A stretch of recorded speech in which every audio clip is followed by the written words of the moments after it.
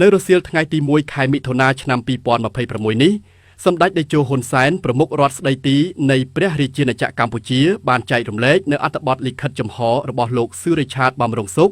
អ្នកជំនាញផ្នែកសន្តិសុខនិងភូមិសាស្ត្រនយោបាយរបស់ថៃលើកឡើងអំពីបញ្ហាផែនទីខណ្ឌសីមាព្រំដែនគោកថៃកម្ពុជា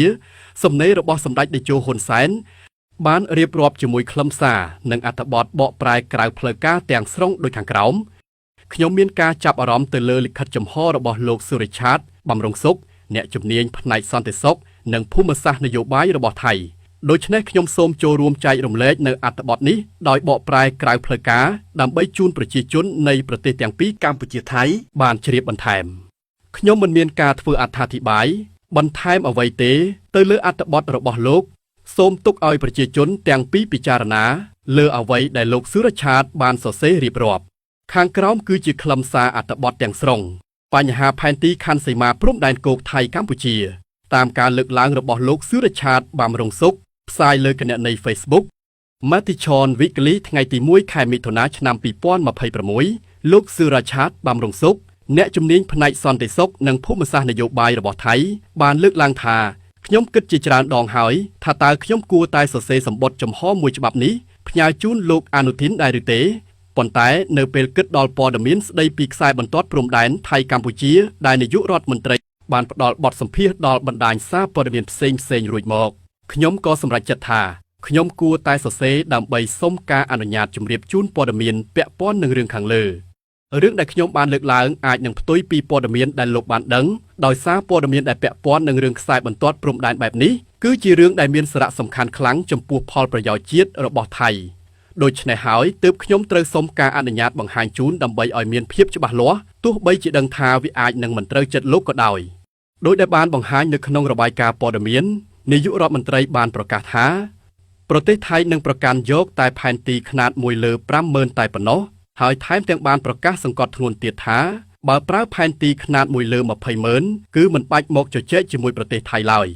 ខ្ញុំចង់សុំការអនុញ្ញាតប្រាប់ដល់នាយករដ្ឋមន្ត្រីវិញថានៅក្នុងការចរចាបញ្ហាវិវាទរឿងបន្ទាត់ព្រំដែនរវាងប្រទេសនិងប្រទេសរដ្ឋគូភាគីវិវាទនឹងប្រើប្រាស់តែផែនទីដែលទទួលបានការផ្ដល់សច្ចាប័នរួចហើយតែប៉ុណ្ណោះចំណែកឯផែនទីផ្សេងទៀតដែលមិនទាន់ទទួលបានការផ្ដល់សច្ចាប័នគឺមិនអាចយកមកប្រើប្រាស់ជាភស្តុតាងនៅក្នុងការចរចាបញ្ហាអន្តរជាតិបានឡើយដោយដែលនាយករដ្ឋមន្ត្រីបានដឹងស្រាប់ហើយថាប្រទេសសៀមនិងបារាំងបានចុះហត្ថលេខាលើសន្ធិសញ្ញារវាងគ្នាចំនួន3ច្បាប់គឺសន្ធិសញ្ញារស112សន្ធិសញ្ញាបន្ទាប់ពីវិបត្តិនៃសម័យរ៉ូតាណាកូស៊ីន112ឆ្នាំ1893អនុសញ្ញារស112ឆ្នាំ1904គឺជាការកែប្រែសន្ធិសញ្ញាឆ្នាំ1893និងសន្ធិសញ្ញារស125ឆ្នាំ1907តាក់ទងនឹងបញ្ហានេះផែនទីត្រូវរៀបចំឡើងដោយគណៈកម្មការបោះបង្គោលព្រំដែនដោយធ្វើឡើងស្របតាមអនុសញ្ញាឆ្នាំ1904និងសន្ធិសញ្ញាឆ្នាំ1907ហើយមានការបោះពុម្ពផ្សាយផែនទីចំនួន50ច្បាប់ដើម្បីផ្ញើជូនរដ្ឋាភិបាលសៀមតាមរយៈស្ថានទូតសៀមប្រចាំទីក្រុងប៉ារីសហើយយើងបានទទួលផែនទីទាំងនោះនៅក្នុងខែសីហាឆ្នាំ1908ដូច្នេះប្រសិនបើមានបញ្ហាឬមានវិវាទណាមួយកើតឡើងរដ្ឋាភិបាលថៃនិងរដ្ឋាភិបាលកម្ពុជានឹងប្រើប្រាស់តែសន្ធិសញ្ញានិងផែនទីនេះប៉ុណ្ណោះជាឧបករណ៍ក្នុងការដោះស្រាយវិវាទហើយរដ្ឋាភិបាលនៃប្រទេសទាំងពីរមានកាតព្វកិច្ចត្រូវប្រើប្រាស់សន្ធិសញ្ញានិងផែនទីខាងលើគេមិនបាច់គិតគូរថាតើផែនទីនេះមានខ្នាតប៉ុន្មាននោះទេព្រោះវាជាផែនទីដែលទទួលបានការផ្ដល់សច្ចាប័នរួចរាល់ហើយប្រធានបទនេះត្រូវបានចាត់ទុកជាគោលការណ៍នៅក្នុងនយោបាយអន្តរជាតិដែលថាផែនទីដែលមិនទទួលបានការផ្ដល់សច្ចាប័នគឺមិនអាចយកមកអះអាងសិទ្ធិរបស់រដ្ឋតាមផ្លូវច្បាប់បានឡើយតាមការពិតទៅបញ្ហាដោះស្រាយរឿងផែនទីខណ្ឌសីមាព្រំដែនថៃកម្ពុជាបើត្រឡប់ទៅពិនិត្យមើលខ្លឹមសារសំខាន់នៃសារដីការបស់តុលាការយុត្តិធម៌អន្តរជាតិករណីប្រាសាទព្រះវិហារនៅក្នុងឆ្នាំ1962គឺមានភាពច្បាស់លាស់ណាស់ថាផែនទីដែលភាគីកម្ពុជាប្រើប្រាស់ក្នុងការតស៊ូក្តីគឺផែនទីខណ្ឌសីមាដែលជាផែនទីឧបសម្ព័ន្ធទី1ចំណែកឯផែនទីដែលភាគីថៃនៅក្នុងសម័យរដ្ឋាភិបាលរបស់លោកសារិទ្ធានរ៉េតប្រើប្រាស់នោះគឺផែនទីដែលធ្វើឡើងដោយអ្នកជំនាញភាគីថៃប្រយោគនេះមានបង្ហាញនៅលើផែនទីដែលរដ្ឋាភិបាលថៃបានផ្ញើជូនតុលាការពិភពលោក នាយករដ្ឋមន្ត្រីប្រកាសជាបានដឹងច្បាស់ហើយថារវាងផែនទីខណ្ឌសីមារបស់ភាគីកម្ពុជាជាមួយផែនទីដែលធ្វើឡើងដោយអ្នកជំនាញថៃនោះផែនទីរបស់ភាគីថៃទំនងជាចំណុចដែលមានភាពចាញ់ប្រៀបខ្លាំងជាងនៅក្នុងការតស៊ូក្តីនៅក្នុងតុលាការអន្តរជាតិការដែលខ្ញុំលើកយកប្រធានបទផែនទីក្នុងឆ្នាំ1962មកធ្វើការប្រៀបធៀបបែបនេះគឺដើម្បីបង្ហាញឲ្យឃើញថានៅទីបំផុតនៅពេលដែលមានវិវាទរវាងប្រទេសទាំងពីរកើតឡើងរដ្ឋគូភាគីវិវាទត្រូវតែប្រើប្រាស់ផែនទីខណ្ឌសីមាជាឧបករណ៍ក្នុងការដោះស្រាយបញ្ហាការដែលនាយករដ្ឋមន្ត្រីនិយាយដល់ផែនទីផ្សេងទៀតវាក៏អាចមិនខុសពីការដែលលោកសារិទ្ធ ថេណារ៉ាត់ប្រើប្រាស់ផែនទីរបស់អ្នកជំនាញថៃនោះដែរទោះជាយ៉ាងណាក៏ដោយវាអាចនឹងមានផែនទីផ្សេងទៀតដែលបង្ហាញពីខ្សែបន្ទាត់ព្រំដែនរបស់រដ្ឋប៉ុន្តែផែនទីទាំងនេះត្រូវបានធ្វើឡើងដើម្បីប្រើប្រាស់ក្នុងបេសកកម្មផ្សេងទៀតដូចជាក្នុងបេសកកម្មយុទ្ធសាស្ត្ររបស់យោធាប៉ុន្តែវាមិនមានអត្ថន័យក្នុងការអនុញ្ញាតឲ្យយកមកប្រើប្រាស់ក្នុងរឿងដែលពាក់ព័ន្ធនឹងបន្ទាត់ព្រំដែនរបស់រដ្ឋឡើយដោយដែលមានខ្លឹមសារបង្ហាញយ៉ាងច្បាស់នៅលើគែមផែនទីយោធាថាខ្សែខ័ណ្ឌចែកដែនដីមិនត្រូវបានកំណត់ជាផ្លូវការឡើយដូច្នេះទោះបីជាប្រទេសថៃមានប្រៀបនៅក្នុងផែនទីបែបនេះយ៉ាងណាក៏ដោយក៏ផែនទីបែបនេះមិនអាចយកទៅអះអាងសិទ្ធិក្នុងផ្លូវច្បាប់អន្តរជាតិបានឡើយឬក្នុងន័យដូចគ្នានេះគឺមិនអាចយកទៅតស៊ូនៅក្នុងតុលាការពិភពលោកបានទេទោះបីជាផែនទីនេះមានຂ្នាតដែលនាយករដ្ឋមន្ត្រីជឿជាក់ថាជាភាពមានប្រៀបដែលសំដៅទៅលើផែនទីຂ្នាត1លើ50000ក៏ដោយក៏វាមិនមានន័យអ្វីដែរព្រោះផែនទីនេះមិនមានការទទួលស្គាល់ពីរដ្ឋជិតខាងនិងមិនមែនជាផែនទីដែលប្រើប្រាស់ក្នុងការកំណត់បន្ទាត់ព្រំដែនរវាងប្រទេសនោះឡើយហេតុដូច្នេះខ្ញុំត្រូវសុំការអនុញ្ញាតជម្រាបជូននាយករដ្ឋមន្ត្រីថាផែនទីយោធាដែលលោកលើកឡើងមកនោះបើទោះបីជាវាមានប្រៀបតែវាមិនអាចយកទៅប្រើប្រាស់ក្នុងដំណើរការផ្លូវច្បាប់បានឡើយហើយប្រសិនបើយកទៅដាក់ជូនតុលាការពិភពលោកក៏មិនអាចប្រើប្រាស់ជាភស្តុតាងយោងបានដែរព្រោះខ្លឹមសារនៅលើគែមផែនទីនោះបានបញ្ជាក់ច្បាស់រួចទៅហើយថាមិនមែនជាផែនទីប្រើសម្រាប់រឿងបន្ទាត់ព្រំដែនឡើយប្រសិនបើមាននរណាម្នាក់ទៅប្រាប់នាយករដ្ឋមន្ត្រីឲ្យរកផ្លូវចេញផ្សេងទៀតដោយប្រើតែផែនទីຂ្នាត1លើ50000នោះវាមិនអាចប្រើប្រាស់បានតាមផ្លូវច្បាប់បានទេប៉ុន្តែបើចង់ប្រើគឺត្រូវតែប្រើផែនទីខណ្ឌសីមាដែលមានຂ្នាត1លើ20000នោះទោះជាយ៉ាងណាក៏ដោយនាយករដ្ឋមន្ត្រីបានបង្ហាញជំហរយ៉ាងច្បាស់លាស់នៅក្នុងវេទិកាសាធារណៈទាំងនៅក្នុងប្រទេសនិងក្រៅប្រទេសថៃថារដ្ឋាភិបាលរបស់លោកនឹងមិនទទួលយកផែនទីខណ្ឌសីមាដែលមានຂ្នាតបែបនេះឡើយការលើកឡើងនេះបានធ្វើឲ្យមានមនុស្សឆ្លៀតឱកាសមួយចំនួនបានស្នើដល់រដ្ឋាភិបាលថៃឲ្យធ្វើការបដិសេធទាំងអស់ពោលគឺមិនទទួលយកសន្ធិសញ្ញាទាំង3ច្បាប់និងផែនទីខណ្ឌសីមាជាមួយកម្ពុជាតែម្ដងសំណើខាងលើគឺជារឿងដែលមិនអាចទៅរួចឡើយនៅក្នុងការអនុវត្តជាក់ស្ដែងនិងនៅក្នុងផ្លូវប្រវត្តិសាស្ត្រ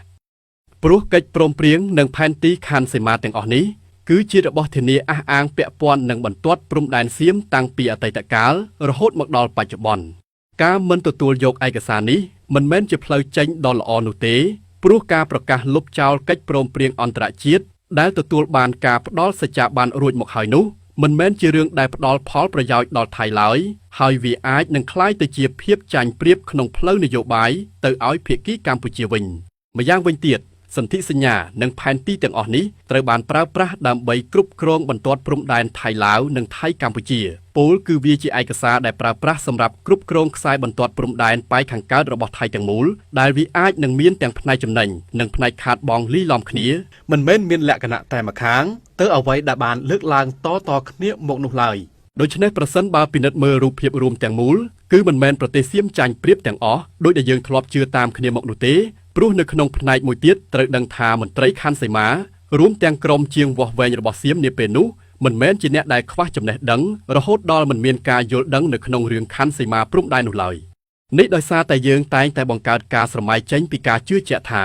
បារាំងមានអំណាចខ្លាំងជាងសៀមនៅក្នុងយុគសម័យអាណានិគមទើបអាចកេងប្រវ័ញ្ចយកប្រៀបមកលើសៀមបានទាំងអស់ទាំងដែលការជឿបែបនោះអាចនឹងមិនមែនជាការពិតរហូតคล้ายទៅជាបញ្ហានយោបាយនៅក្នុងពេលបច្ចុប្បន្ន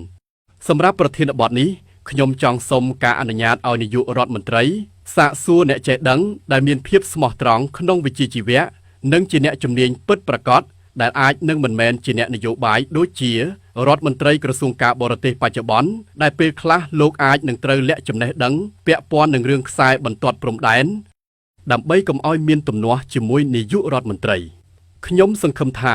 ខ្លឹមសារទាំងអស់ដែលបានសរសេរជូននាយករដ្ឋមន្ត្រីបែបនេះ លោកនឹងមិនខឹងសម្បានិងមិនលើកឡើងតែពីការបដិសេធនោះទេព្រោះខ្ញុំមិនចង់ឃើញប្រទេសថៃត្រូវបានជំរុញឲ្យទៅស្ថិតនៅក្នុងជ្រុងដែលចាញ់ប្រៀបហើយក៏មិនចង់ឃើញនាយករដ្ឋមន្ត្រីដើរចូលទៅជាប់អន្ទាក់នៃចំនួនដោយដែលរដ្ឋាភិបាលថៃនៅក្នុងឆ្នាំ2011ធ្លាប់ជួបប្រទះបញ្ហានេះម្ដងហើយដែលការនោះវាបានបញ្ចប់ទៅដោយសាលដីការបស់តុលាការពិភពលោកនៅក្នុងឆ្នាំ2013ដែលមានន័យស្មើនឹងការចាញ់ក្តីនៅក្នុងតុលាការពិភពលោកជាលើកទី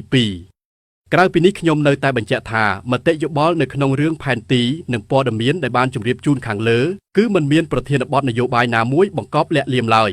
ព័ត៌មានខាងលើអាចបញ្ជាក់ពីភាពត្រឹមត្រូវតាមផ្លូវច្បាប់អន្តរជាតិបានពិតប្រាកដដែលខ្ញុំជឿជាក់ថាមន្ត្រីរាជការដែលនៅតែស្មោះត្រង់និងមានវិជ្ជាជីវៈខ្ពស់នៅក្នុងនាយកដ្ឋានសន្ធិសញ្ញានិងច្បាប់របស់ក្រសួងការបរទេសនិងនាយកដ្ឋានផែនទីយោធាក៏អាចបញ្ជាក់ពីមតិយោបល់បែបនេះបានដូចគ្នាដែរចុងក្រោយនេះការប្រកាសរបស់នាយករដ្ឋមន្ត្រីឲ្យប្រើប្រាស់ផែនទីផ្សេងទៀតដែលមិនមែនជាផែនទីខណ្ឌសីមានោះអាចនឹងក្លាយជាច្រកផ្លូវឲ្យរដ្ឋាភិបាលកម្ពុជាយកមកធ្វើជាប្រធានបទក្នុងការស្នើសុំមតិយោបល់ទៅកាន់តុលាការពិភពលោកម្ដងទៀតដោយសារតែសាលដីការបស់តុលាការពិភពលោកក្នុងឆ្នាំ1962នោះមានផ្នែកដែលពាក់ព័ន្ធដោយផ្ទាល់ជាមួយប្រធានបទរឿងផែនទីខណ្ឌសីមាទោះបីជារដ្ឋាភិបាលថៃបញ្ជាក់ថាប្រទេសថៃមានសិទ្ធិក្នុងការមិនព្រមទទួលយកអំណាចរបស់តុលាការពិភពលោកក៏ដោយប៉ុន្តែនៅក្នុងការអនុវត្តជាក់ស្ដែងយើងបានទទួលយកអំណាចរបស់តុលាការពិភពលោករួចទៅហើយទាំងនៅក្នុងឆ្នាំ1962និង2013ហេតុដូច្នេះបញ្ហានេះអាចធ្វើឲ្យថៃត្រូវត្រឡប់ទៅកាន់តុលាការពិភពលោកម្ដងទៀតបានដោយមិនពិបាកឡើយសូមជូនព័ត៌មាននេះដល់នាយករដ្ឋមន្ត្រីដើម្បីជ្រាបនិងពិចារណាដោយក្តីបារម្ភបំផុតព្រោះខ្ញុំមិនចង់ឃើញលោកត្រូវបានគេអូសទាញឲ្យចូលទៅក្នុងអន្ទាក់ច្បាប់នៃបញ្ហាក្នុងរឿងផែនទីខណ្ឌសីមាដោយគ្មានការជំទាស់ពីភាគីអ្នកច្បាប់និងអ្នកជំនាញនោះឡើយ។